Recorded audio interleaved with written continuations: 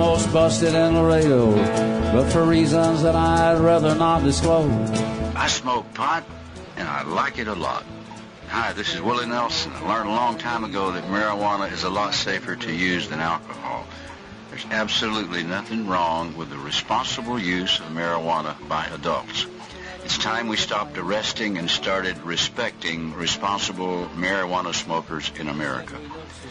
And to learn what you can do to help, please contact NORML at www.norml.org or call toll-free at 888-67-NORML. The show was long and we were just sitting there, and we'd come to play and not just for the ride.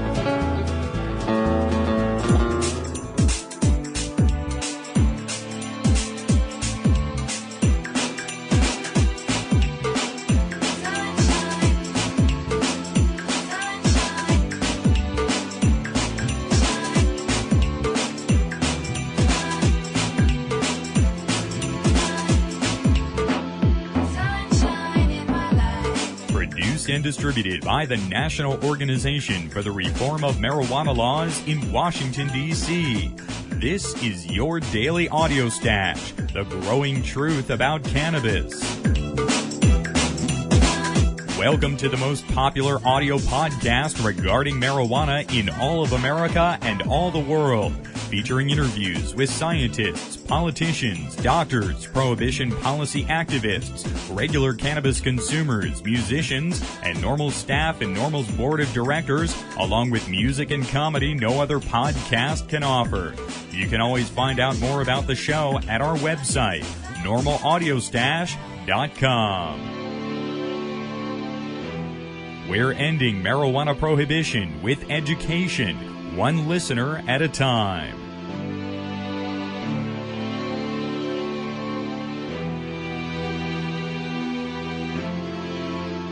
Welcome back to NORML's Daily Audio Stash. Today, it is Thursday, September 20th. I'm your host, Chris Goldstein.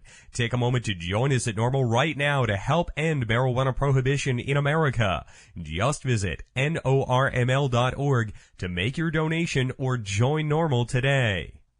We have a great audio stash for you today, starting with breaking news. Members of Congress demand DEA allow for the private production of pot. That deals with the University of Massachusetts at Amherst, and over 20 Congress members signed this letter, including presidential candidates Ron Paul and Dennis Kucinich. We're going to have that breaking news here in just a minute, and some analysis from NORML's executive director, Alan St. Pierre.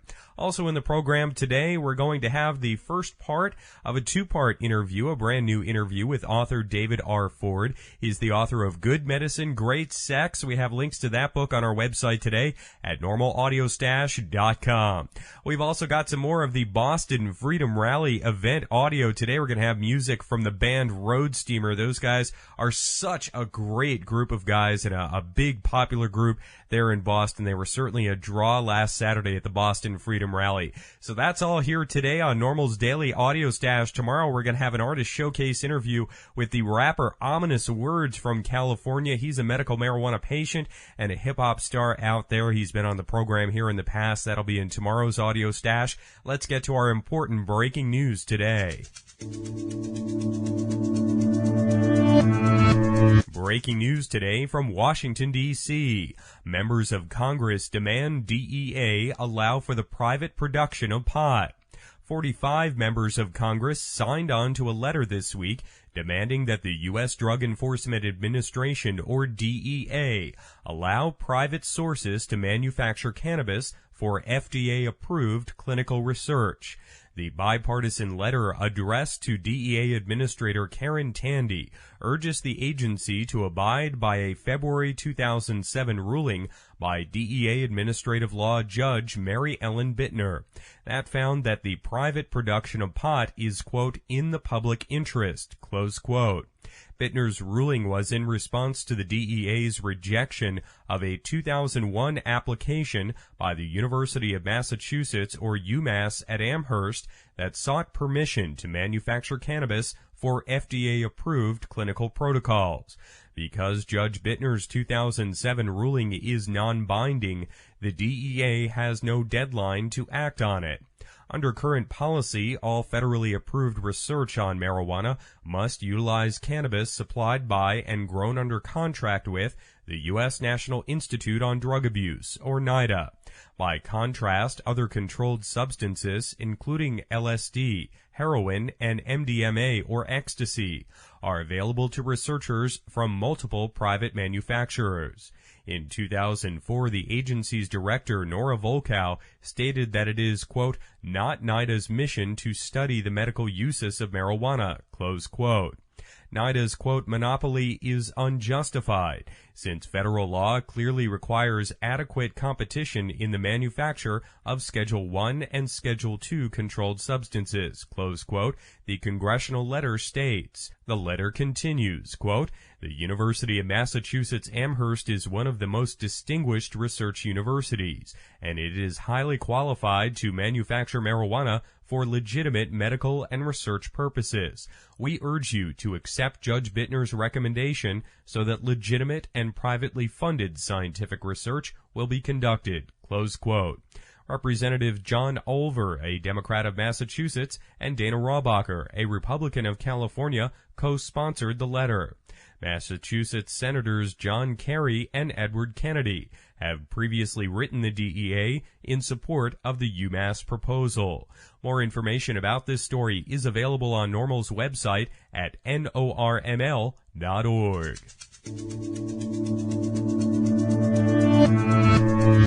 NORML's Executive Director, Alan St. Pierre, joins us today to discuss this congressional letter further. Alan, welcome back to the Audio Stash today. Good day, Chris. Good day to you as well, Alan. This new letter from members of Congress is yet another strong stance by some of our federal elected officials to try and get more medical cannabis research going here in the U.S. Alan, do you think this letter could have some impact on the DEA? Well, I certainly hope it will. There's no way to know. If past is prologue, then the DEA will remain recalcitrant on changing any of its guidelines regarding marijuana, including even allowing top-flight research facilities like my alma mater, the University of Massachusetts at Amherst, to grow research-grade cannabis for research purposes. So it's an important step in trying to force the DEA into doing this, because the DEA ultimately has to answer to Congress, even more so than the executive branch. And so in the end, if the DEA administrator feels that Congress really wants to see this change, little teeny change in marijuana policy at the DEA, then doing these sort of sign-on letters is standard procedure here in Washington. Now, along with over 40 congressmen and women who signed this letter are two presidential candidates, Dennis Kucinich and Ron Paul, and the other signatories here are certainly not freshman congresspeople, but many who hold pretty powerful and key positions on committees, including Kucinich himself, who heads up the committee that funds the DEA. That's exactly correct. It was very important to get Dennis onto this particular sign-on letter. This letter really represents well both the Massachusetts delegation and many from the West Coast, where, of course, medical marijuana has really taken hold in the last 10 years. And so you're correct. These are not freshmen. These are mainly old guard politicians who are trying to acknowledge that there's some deference here to both the DEA's administrative lawmaking procedures, but acknowledging that the whole system was set up from the time Congress created the DEA in 1970, that it was an agency that was to take public testimony, and that when different science was made public, that went through proper peer review, if there was a change in policy, there were clearly standards set forward to amend the Controlled Substances Act. And MAPS, Multiple Disciplinary Association for Psychedelic Studies, which is the moving force on this particular lawsuit against the DEA, has followed all the proper procedures to move the DEA in a direction that complies and comports with the rest of the way that science and research is done in this country. Now, some may think that every single person at the DEA is against medical marijuana, but over the years, that really hasn't proven true. In fact, some of the strongest statements made by government officials about the viability of medical marijuana have indeed come from DEA administrative law judges. Well, in fact, there's no doubt that it was NORML versus DEA 1972 to 1994, just merely a 22-year lawsuit, which, by the way, many of us believe that MAPS might well be in the beginning, nascent stages of a multi-decade lawsuit. Again, it passes prologue, the NORML petition, what is known as the Getman petition, and now what we would simply call the MAPS petition. These things take decades to litigate because, in fact, the DEA has been so opposed to these reforms. But you're right, NORML won the most important phases of this case in 1988 when the DEA's own chief administrative law judge acknowledged that marijuana is the safest therapeutic substance known to man, that marijuana is safer than most foods that we eat. Those are direct quotes from the case. Now, unfortunately, it was Judge Bonner and a number of ensuing DEA administrators who completely rejected Judge Young's recommendation. So the DEA administrators do not come to the table with clean hands on this. Now, in retirement, Judge Bonner certainly seems to have weighed in on the pragmatic side here, and that is to allow the science to dictate what should the policy be. And if that really is the case, then the University of Massachusetts and Amherst should be able to grow a small amount of marijuana for research purposes. That should be pretty much a no-brainer. But call me the most jaded guy on K Street. I think the DEA is going to fight this all of the way. Well, Alan, this is a very interesting development out there. I really appreciate you taking time to speak with us today about this on the Audio Stash. Thanks, Chris. Take care. Thank you again, Alan. Alan St. Pierre is NORML's executive director. More information about this congressional letter, you can actually read it yourself online, is available at norml.org. We also have links at normalaudiostash.com. Stay tuned. The first part of our interview with author David R. Ford coming up next. You're listening to NORML's Daily Audio Stash. Author David R. Ford has given us books like Marijuana Not Guilty as Charged and Good Medicine, Great Sex. We have links to the books at normalaudiostash.com. You can also find them online at davidrford.com. David will be on a panel at the NORML Conference in Los Angeles this October, addressing senior citizens and cannabis consumption. We're going to speak with David today and again next week on this subject. David, welcome back here to the Audio Stash today. Well, thanks a lot, Chris. It's great to be back with you again. Wonderful to speak with you today, David. Now, tell us a bit about your work lately. I know you have opinions and commentaries published in newspapers around the country, and you're also out speaking in front of groups of seniors at senior centers and senior communities there in California. So tell us a bit about all this, David. Okay, I'd be really glad to do that. Chris, as a senior and an author of books on cannabis, we need all the help we can get, and I appreciate the invitation to join you today. With good reference notes, Chris, it takes some 5 years to complete one book, and having written two, and as many years promoting them, I find that I'm suddenly old. And what I've learned in my almost 80 years, with 63 of those years exposing the lies of the federal government about one of the world's safest medicines, marijuana. First, let me say that I want to congratulate all of the organizations who challenge the federal government, primarily its DEA, for its never-ending lies regarding cannabis. And as senior, I would like to offer an overview of some of the knowledge that I have gained. And I have talked a lot to senior organizations. Well, one thing I would like to mention is that for some 70 years, we activists have been defending cannabis and touting its medical value, and that's excellent. However, if we want to win the re-legalization of cannabis, we have to go on the attack. It's imperative that the never-ending prohibitionist lies must be exposed over and over again. When the public has heard outright fabrication for more than 70 years, is it no wonder that millions of people believe the dishonesty?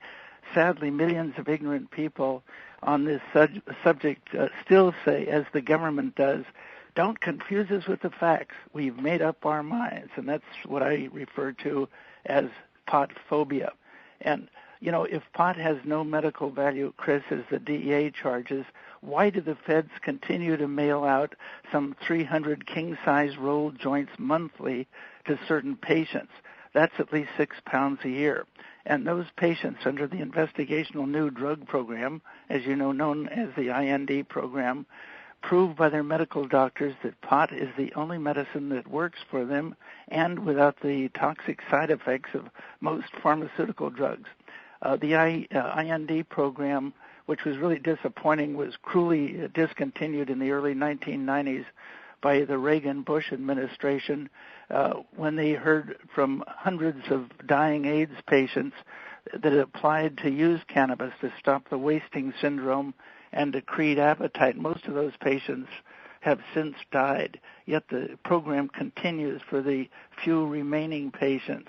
And it's imperative that the public understand that cannabis, aka marijuana, is competition to the alcohol, tobacco, and primarily the pharmaceutical companies.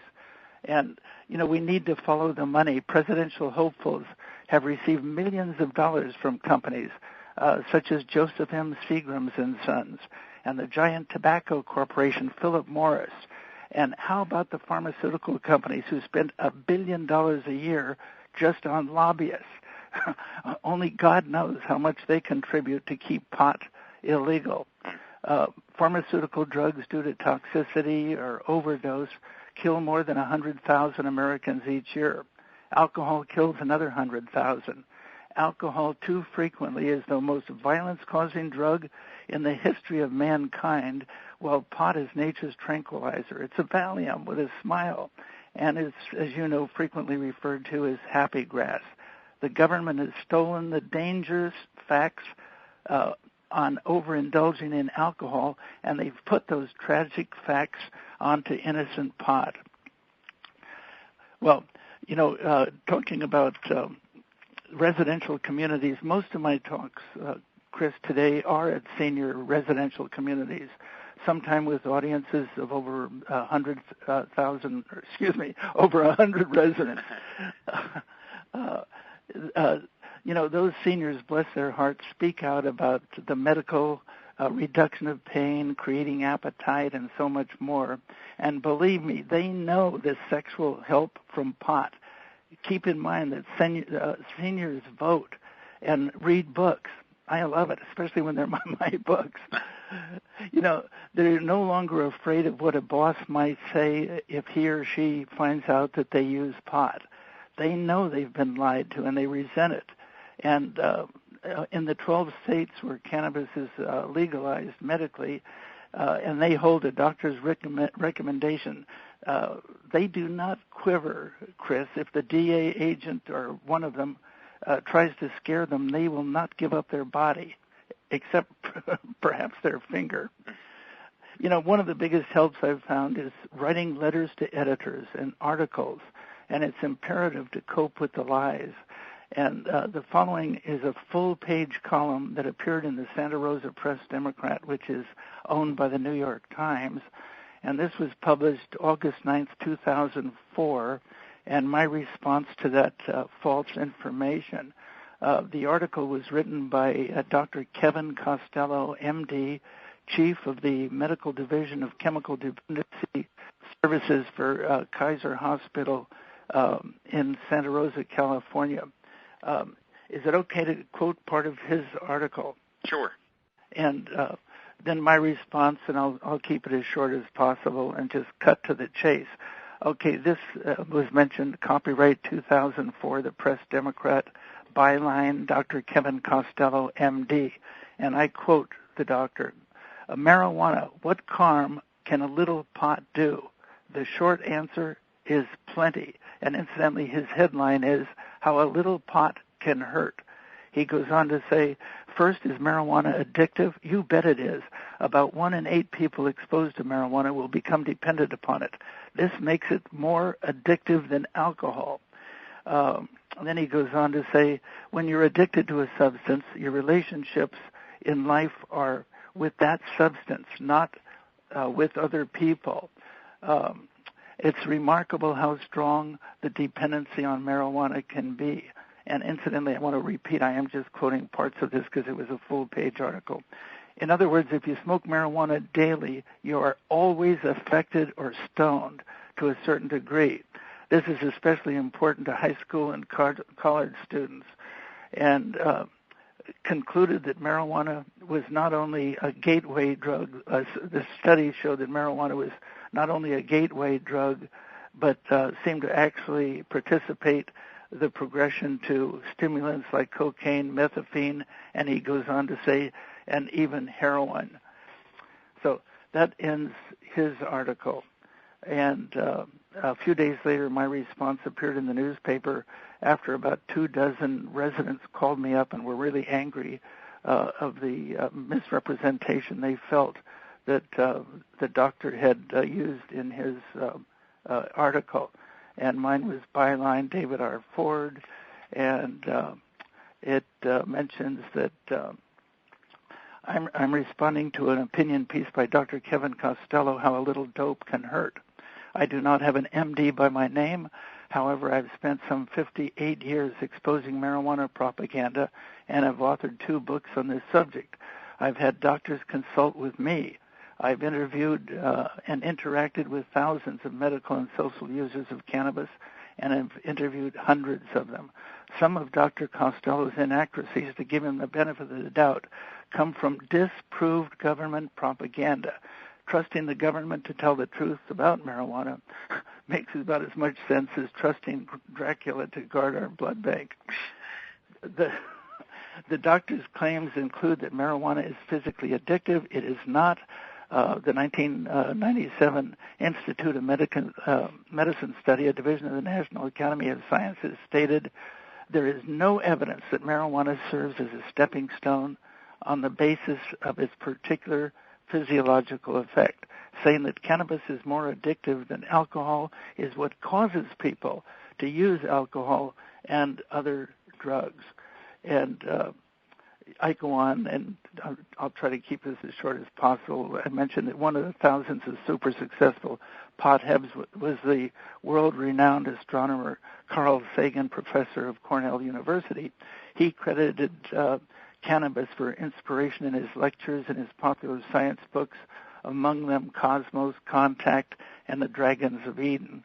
Sagan also credited cannabis for his inspiring essays and scientific insight, and for improving his sex life.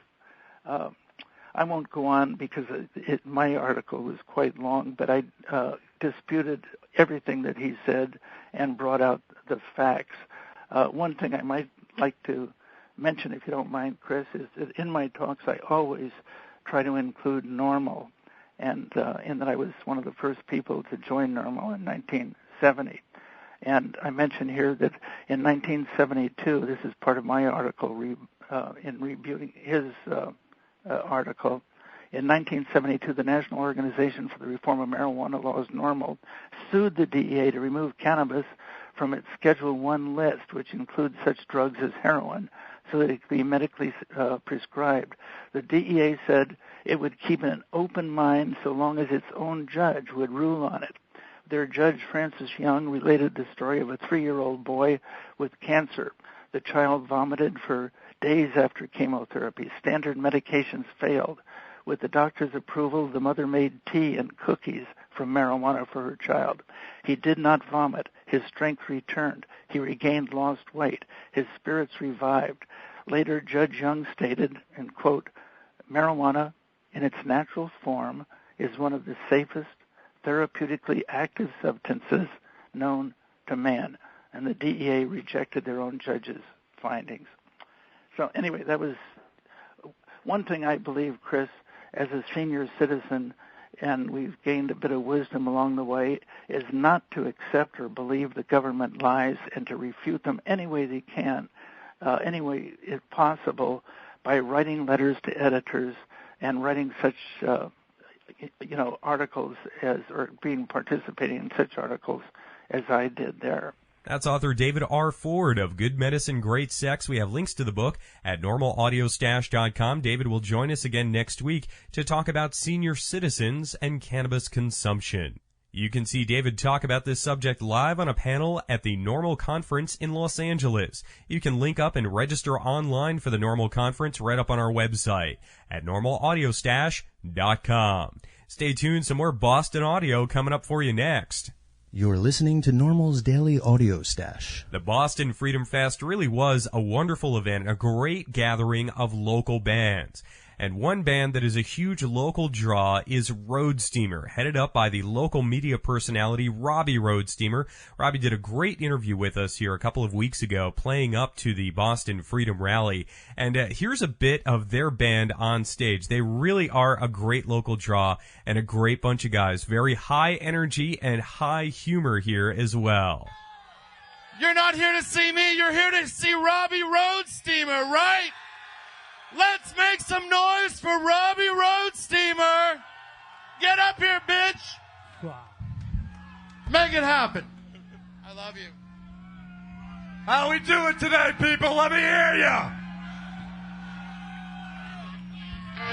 Now, before we start playing, I want to let you know I have a day job. My band sucks. I am just like you people. I was raised on the North Shore. I have no more than 200 album sales on iTunes. You can talk to me afterwards. All these songs are about Nintendo, the North Shore, and living forever. This first song is called Duck Hunt. Now hold on. When I put this zapper up in the air, I want everybody to scream Duck Hunt so we know what the score is. Whether you're tripping out on shrooms, whether you're on marijuana, we're going to make this happen. 1, 2, 3, Duck Hunt! Not as good as the hemp chant, but we'll get by. Let's do it. Duck Hunt!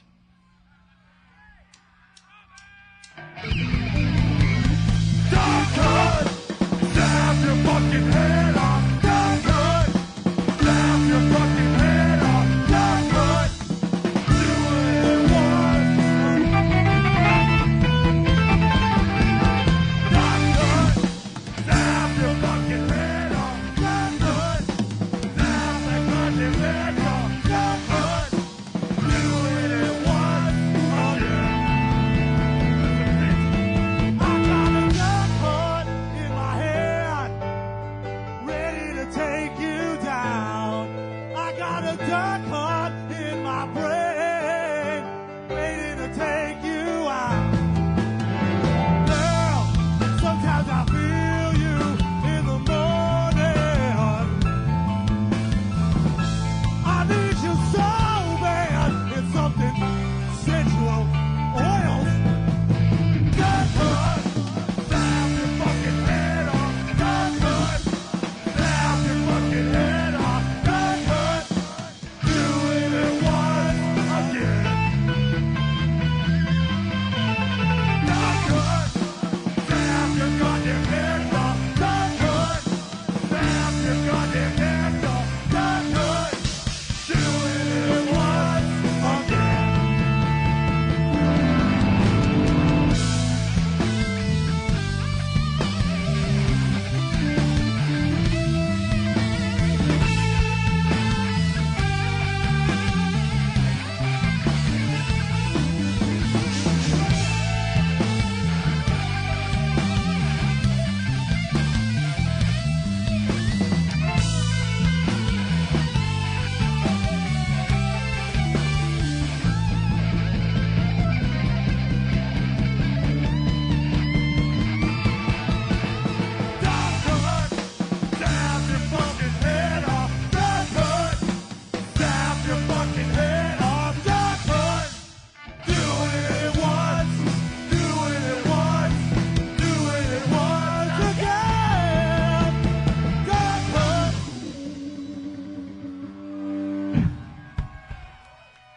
I appreciate that.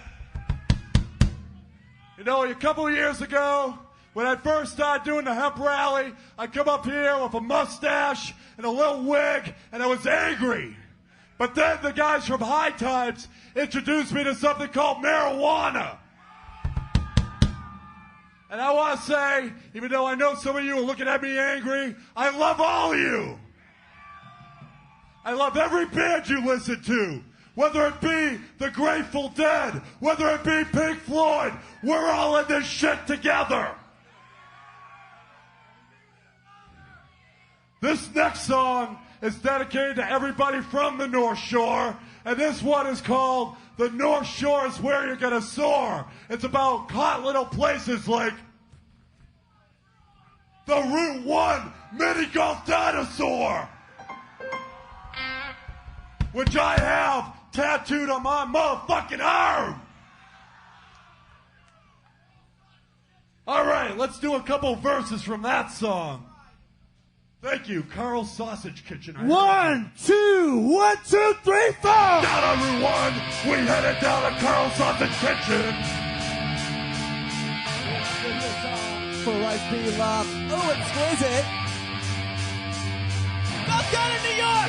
Stay here at the Boston Commons and enjoy the lovely Freedom Fest. What? Well, I got this opera. Let's put it in park and make babies. The city is nowhere for a queen to be seen. The North Shore is where you're gonna soar. Hey, look at Paul. What a loser. That is one from the net. Now he's shaking the chest. We can lose him. Oh, but then as a devil, the devil is awesome. On this 1,000 fans. Giving a stand in Boston. Don't be another fly in the trap of New York. The North Shore is where you gotta soar.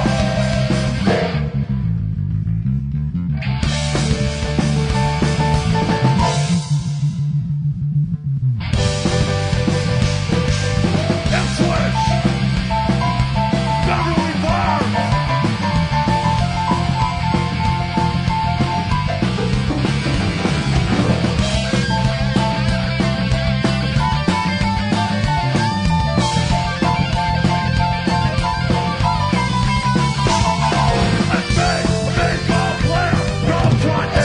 Ooh, bitch yeah.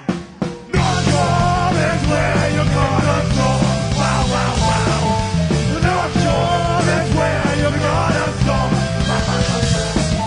The North Shore is where You're gonna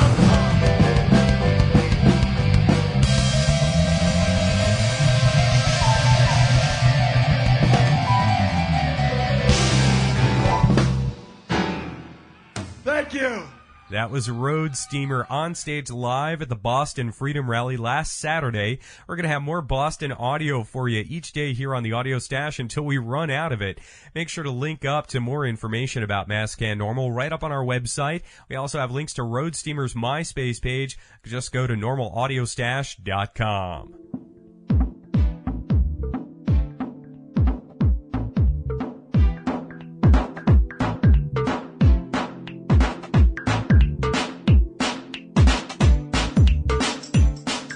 Listening to NORML's Daily Audio Stash, the growing truth about cannabis.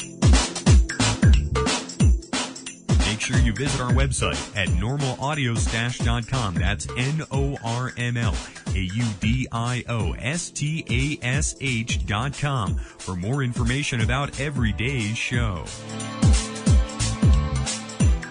I'm your host, Chris Goldstein. Thanks for listening today. See you at 4:20 tomorrow.